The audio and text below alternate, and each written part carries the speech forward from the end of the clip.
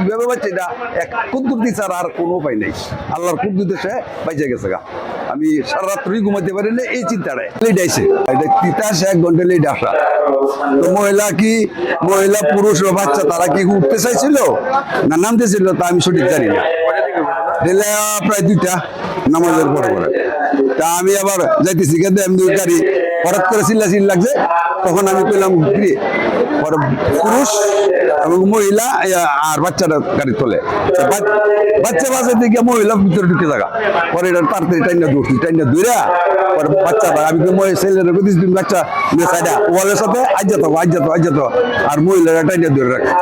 গাড়ি পার হয়ে যাওয়ার পরে আমি ছেড়ে দিছি, তারা জিজ্ঞাসা করি না যে সে বাচ্চা তোমার বাড়ি কোথায়, কি আসে কি নাম তুলেছিলাম না উঠ তুলেছিলাম, আর জিজ্ঞাসা করি নাই এই বলুন।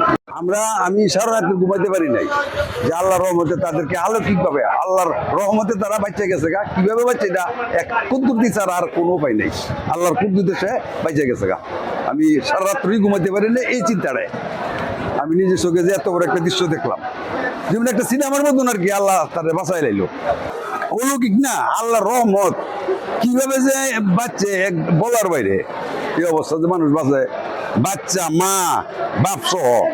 আমি তো এটা ধরে রাখছি মার টান্না এবার করলেছি মাটারে, আর মা দিয়ে যদি আমি টান্না দিই ফাও ভিতর দেখ এটা ভিত্তে না ফাওটা ওই যে ফাওতে নিতে লাগলে তো টেনে নিয়ে যাবো, ওই কাপড় চাপড় লাগলে কেন বলে লেগে গেলি লাগা।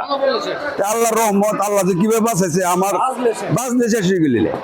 আল্লাহর রহমত, আল্লাহ তাদেরকে আল্লাহর অশেষ রহমত অলৌকিক ভাবে সে বাঁচিয়ে গেছে গা। আল্লাহর কাছে দোয়া করি এই কামনা করি আল্লাহর কাছে।